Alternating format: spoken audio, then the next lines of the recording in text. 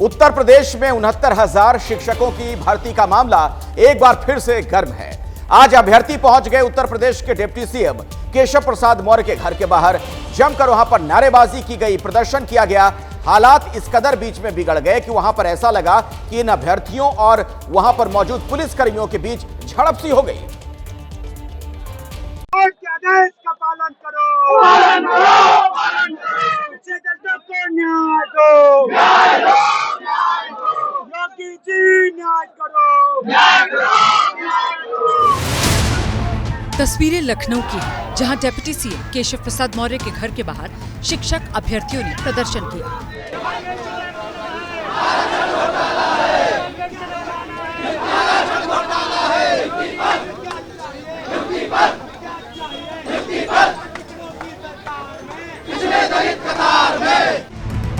उनहत्तर 69,000 शिक्षक भर्ती का मामला पिछले महीने हाईकोर्ट के आदेश के बाद से फंसा हुआ है।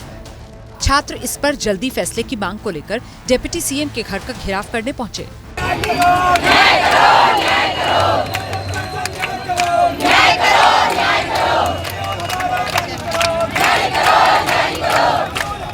योगी जी न्याय करो, केशव चाचा न्याय करो, ये वो नारे और इसी तरीके के पोस्टर्स हाथों में नजर आए। बाबा जी न्याय करिए, बाबा जी न्याय करिए, हम आपको वोट दिया है। गेट के पास छात्रों ने धरना प्रदर्शन और नारा लगाना तेज किया, तो पुलिस ने उन्हें हटाना शुरू कर दिया। कुछ देर तक छात्रों से पुलिस की झड़प हुई।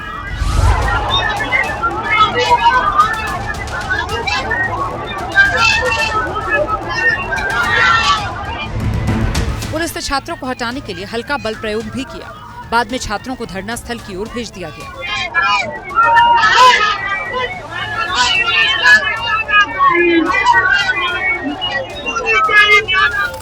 अभ्यर्थियों का कहना है कि न्यायालय ने भी माना 69,000 शिक्षक भर्ती में आरक्षण वाला घोटाला हुआ, लेकिन उसके बाद भी उनकी मांगों पर ध्यान नहीं दिया जा रहा।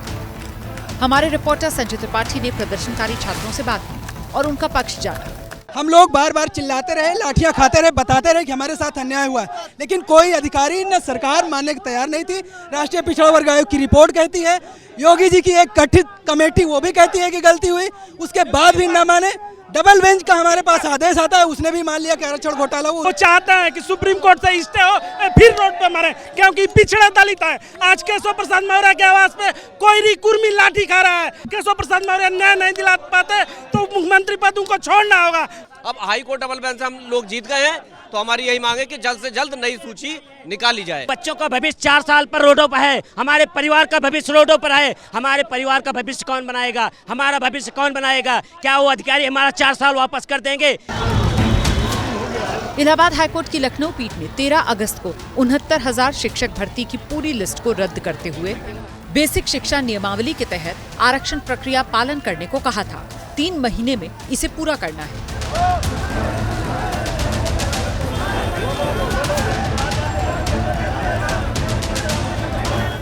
कन्नौज रेप केस में समाजवादी पार्टी के नेता रहे नवाब सिंह यादव की डीएनए रिपोर्ट मैच हो गई है, यानी कि जो नाबालिग लड़की ने आरोप लगाए थे वो सही थे और अब नवाब का नपना तय।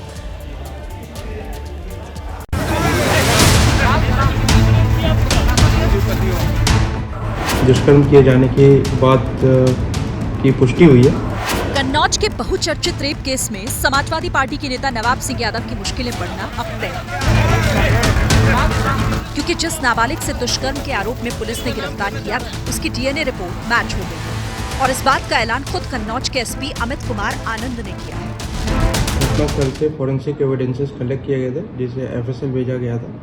एफएसएल से रिपोर्ट प्राप्त हो गई है, जिसमें दुष्कर्म किए जाने के बाद की पुष्टि हुई है। इसमें कन्नौज पुलिस द्वारा अग्रिम विधिक कार्रवाई की जा रही है। मतलब एकदम साफ है, जिस रेप केस के आरोप को नवाब सिंह यादव अपने रसूख के दम पर दबाने की कोशिश कर रहा था, अब उसमें उसका बचना नामुमकिन है, क्योंकि पुलिस इस रिपोर्ट के आधार पर आगे की कार्रवाई करेगी।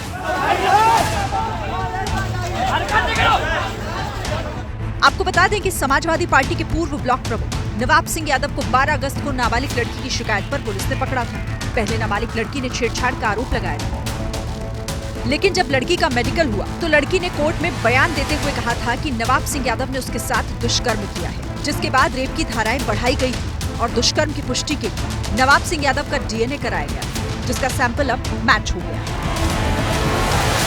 राहुल गांधी मिशन दिल्ली पर वहां डीटीसी बस में सवार हुए, ड्राइवर के साथ मुलाकात की और इससे जुड़ा हुआ एक वीडियो सोशल मीडिया पर पोस्ट भी किया। लेकिन क्या ये दाव काम करेगा राहुल गांधी का?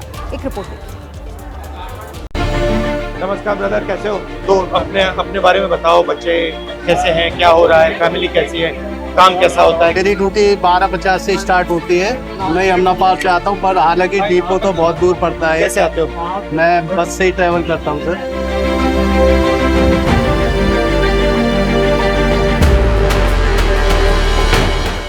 डीटीसी बस में सफर करते दिख रहे हैं राहुल गांधी। कितना पैसा मिलता है, कितनी मुश्किलें हैं, कंडक्टर को क्या भुगतना पड़ता है? डीटीसी यानी दिल्ली ट्रांसपोर्ट कॉर्पोरेशन, जिसे दिल्ली की लाइफलाइन भी कहते हैं, राहुल गांधी ने सोशल मीडिया पर अपना ये वीडियो शेयर किया है। नमस्कार, कैसे हैं आप लोग? नमस्कार जी, नमस्कार। नमस्कार नमस्कार। बैठ जाओ यहाँ। बैठो। आप कंडक्टर हो? आप ड्राइवर हो? कंडक्टर। आप 7.5 मिनट का पूरा वीडियो है, जिसे राहुल ने अपने एक्स हैंडल पर शेयर किया। थंबनेल दिया है, बस बहुत हुआ अन्याय। मेरी माँ से मिलो। मम्मी। वीडियो की शुरुआत में राहुल गांधी एक कैब ड्राइवर से मिलते हैं, उन्हें सोनिया गांधी से मिलवाते हैं, फिर कैब में बैठकर दिल्ली की सड़कों पर निकल जाते हैं।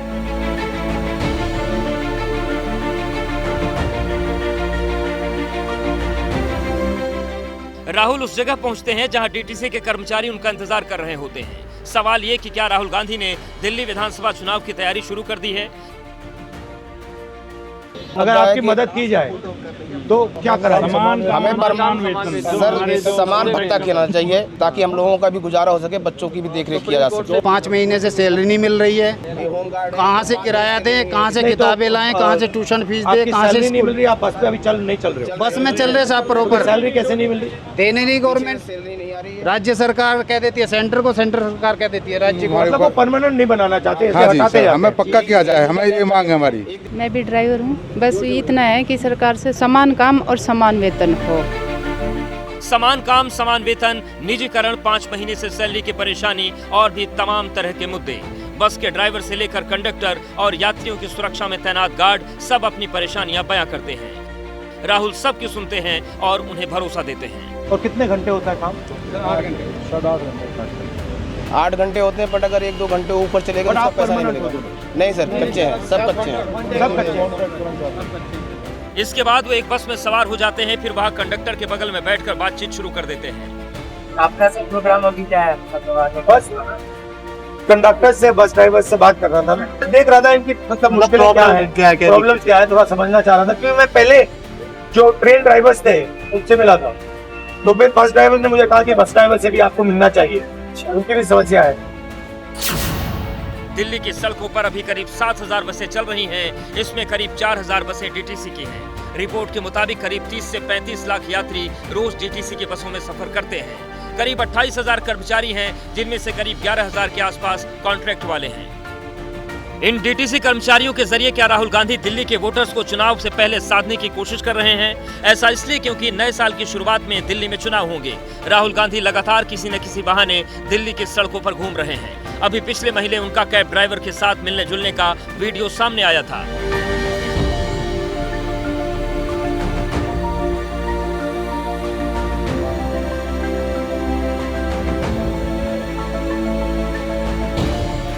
दिल्ली में कांग्रेस काफी कमजोर स्थिति में है। पार्टी 3 चुनाव में सत्ता से बाहर है। हाल ये है कि सदन में कोई नामलेवा नहीं है।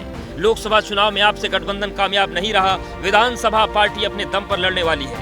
ऐसे में राहुल की कोशिश जरूर उन वोटर्स को अपने पाले में लाने की होगी जो कभी उनके थे और अब उनसे दूर हैं। बिहार में अगले साल विधानसभा चुनाव है। इस बार एक नया प्लेयर है प्रशांत किशोर। प्रशांत किशोर जो रणनीतिक बिसात बिछा रहे हैं, उससे तीर हो, कमल हो, सबकी टेंशन बढ़ी हुई नजर आ रही है, चाहे लालटेन ही क्यों ना हो। आखिर ऐसा कौन सा प्लान है प्रशांत किशोर का और क्या वो गेम चेंजर साबित होगा?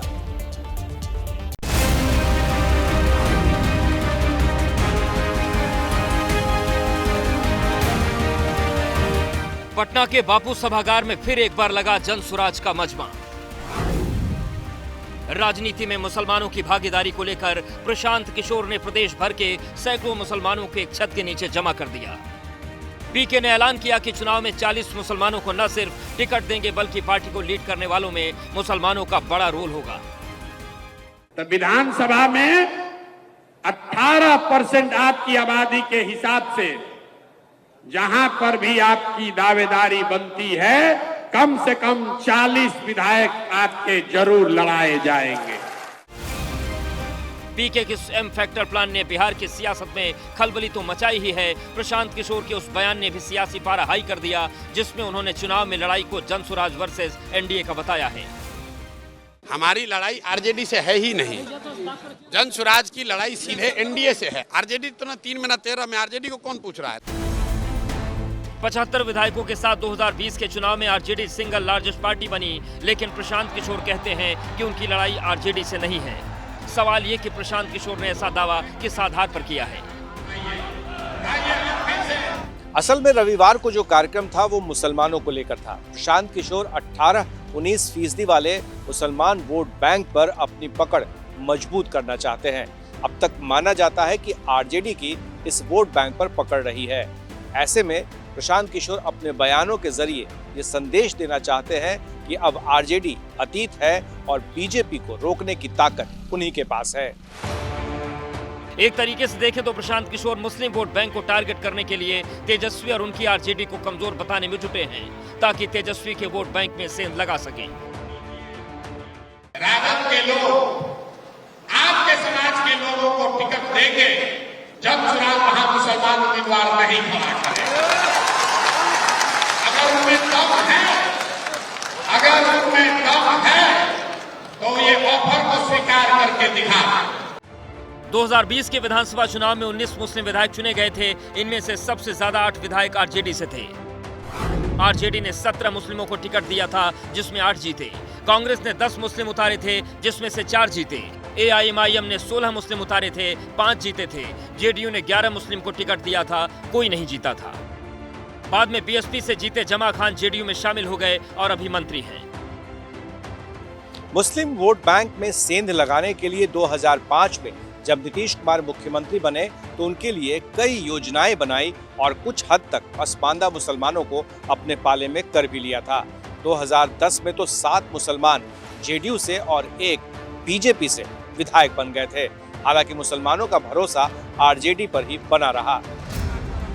इससे पहले पिछले हफ्ते प्रशांत किशोर ने महिला सम्मेलन किया था। उस सम्मेलन में सैकड़ों की संख्या में महिलाएं शामिल हुई।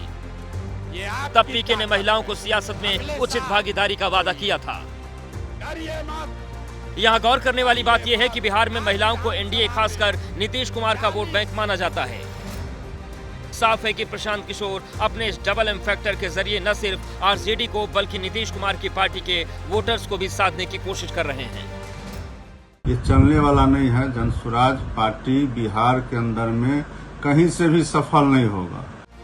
प्रशांत किशोर 2 अक्टूबर को अपने संगठन जनसुराज को राजनीतिक पार्टी के तौर पर लॉन्च करने वाले हैं। उससे पहले वो लगातार हर रविवार को किसी न किसी बहाने सम्मेलन करके अपनी ताकत का प्रदर्शन कर रहे हैं। पीके के टारगेट पर वो लीडर भी हैं जिनके पास जमीनी ताकत तो है, लेकिन वो ना ही महागठबंधन और ना ही एनडीए के पॉलिटिक्स में फिट बैठ रहे हैं। ऐसे लोगों को पीके अपने साथ भी ला रहे हैं।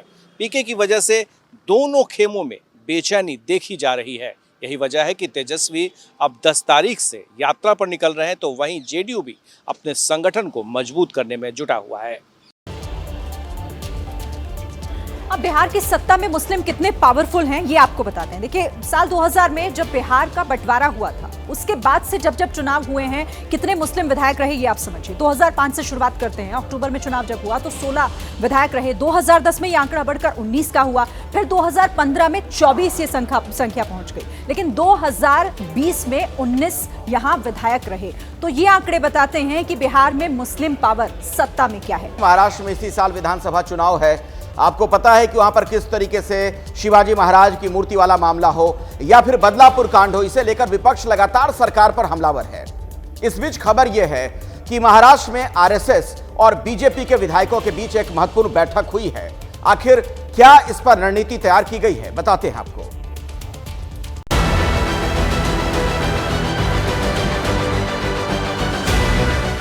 छत्रपति शिवाजी की मूर्ति के बाहर विपक्ष ने महाराष्ट्र में सरकार की नींदें उड़ा रखी है।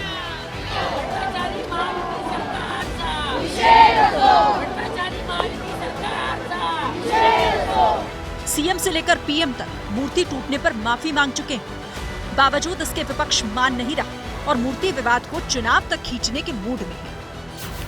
महाराष्ट्र में आने वाले कुछ दिनों में विधानसभा चुनाव का ऐलान होगा। माना जा रहा है कि अक्टूबर या नवंबर महीने में महाराष्ट्र विधानसभा चुनाव होंगे। लोकसभा चुनाव में एनडीए गठबंधन को जिस प्रकार से नुकसान हुआ, ऐसे पर बीजेपी किसी भी प्रकार से रिस्क लेने की स्थिति में नहीं है। ऐसे पर बीजेपी फूक फूक कर कदम रख रही है और सोच समझकर रणनीति बना रही है। रविवार को मुंबई के लोअर परेल में आरएसएस के नेताओं के साथ मुंबई बीजेपी के विधायकों की बंद कमरे में मीटिंग हुई।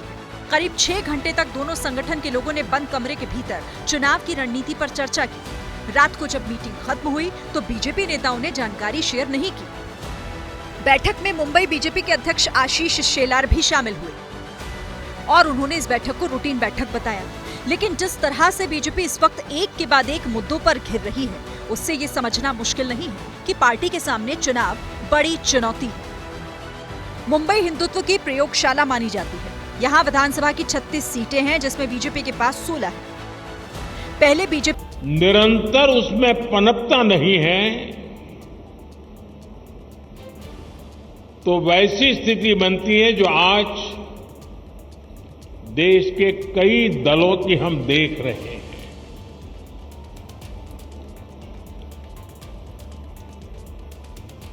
और जैसा अमित भाई ने कहा, हिंदुस्तान में एकमात्र यही दल है जो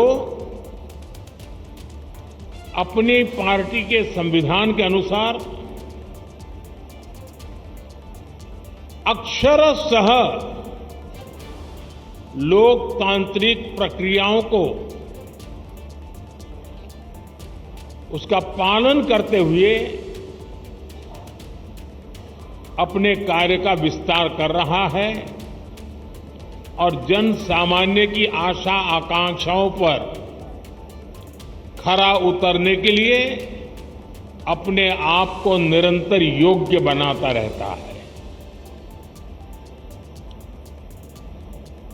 ये दल ऐसे ही यहां तक नहीं पहुंचा है, अनेकों पीढ़ियां खप गई है।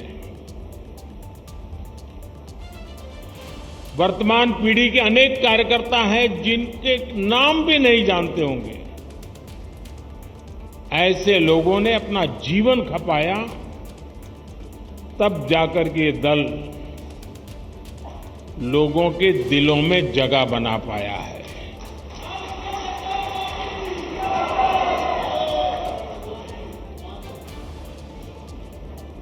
मैं जब राजनीति में नहीं था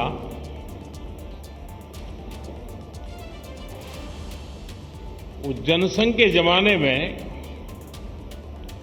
बड़े उत्साह के साथ अपने कार्यकर्ता दीवारों पर दीपक, उस समय जनसंघ का निशाना था, उसको पेंट करते थे। और कई राजनीतिक दल के नेता अपने भाषणों में मजाक उड़ाते थे कि दीवारों पर दीपक पेंट करने से सत्ता के गलियारों तक नहीं पहुंचा जा सकता, ऐसा कहते, मजाक उड़ाते थे। हम वो लोग हैं जिन्होंने दीवारों पर कमल पेंट किया, लेकिन इतनी श्रद्धा से पेंट किया कि विश्वास था ये दीवारों पर पेंट किया हुआ कमल कभी न कभी तो दिलों पर भी पेंट हो जाएगा।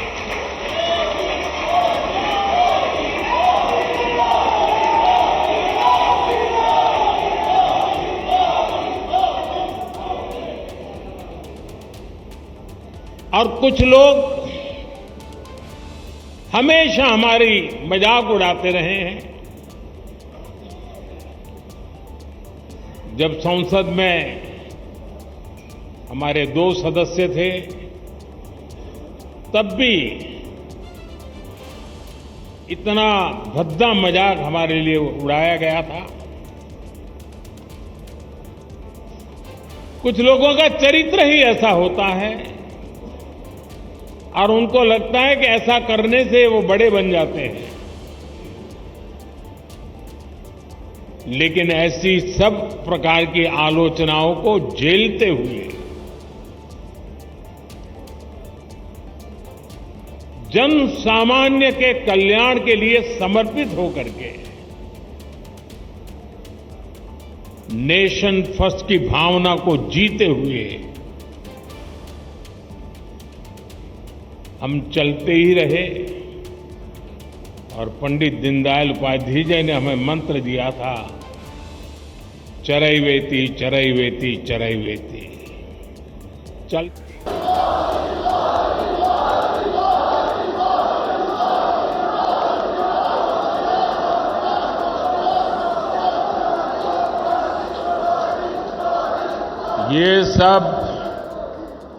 ये सब मुमकिन है लाखों कार्यकर्ताओं के तपस्या के कारण।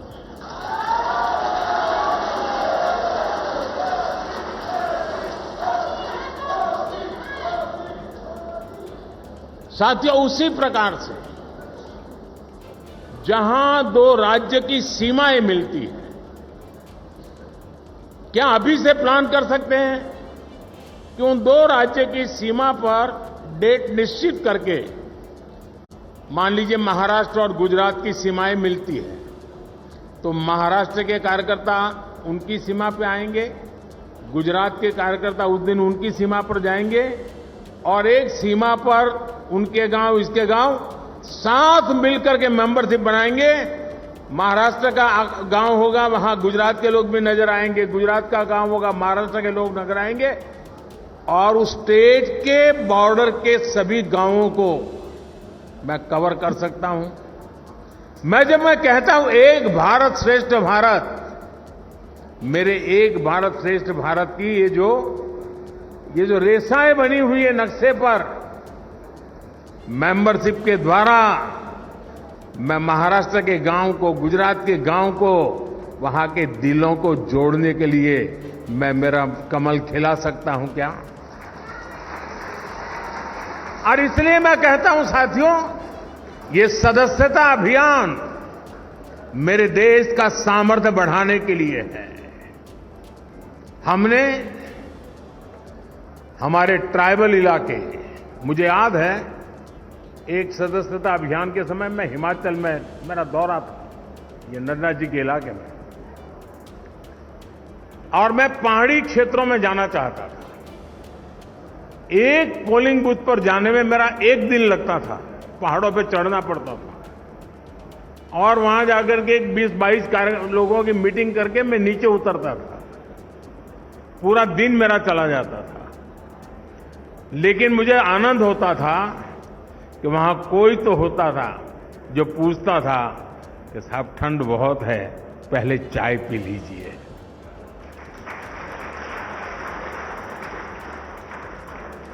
यानी किसी ने तो तपस्या की थी, किसी ने तो मेहनत की थी। क्या हम, हमारे जो ट्राइबल बेल्ट है उसमें दूर दराज के जो क्षेत्र हैं उसमें भी अभी जैसे आपने देखा होगा पीएम जनमन योजना शुरू की है। ये पीएम जनमन योजना हमारे आदिवासी क्षेत्रों में भी ऐसे ऐसे इलाके हैं, ऐसे ऐसे समूह हैं जहां व्यवस्थाएं इतने सालों के बाद भी पहुंच नहीं पाई।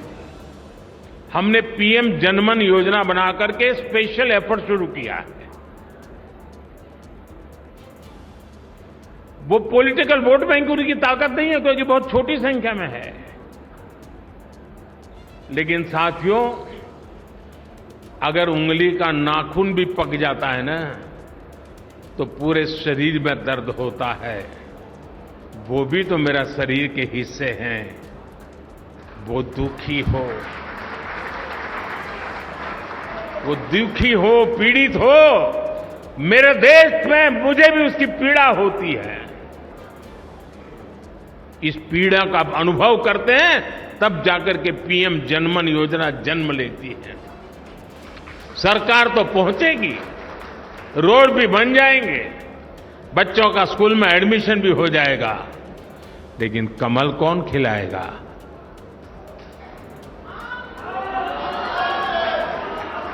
कौन खिलाएगा?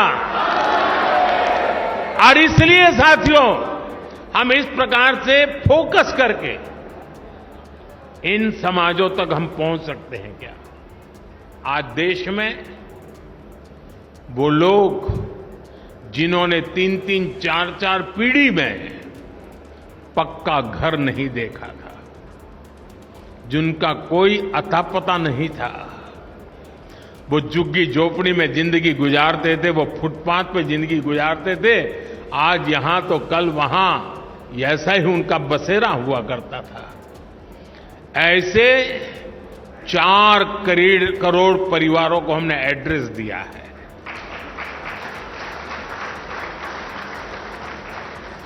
और जब जिंदगी में घर का पता तय हो जाता है ना, तो मंजिल का पता भी अपने आप बनने लग जाता है।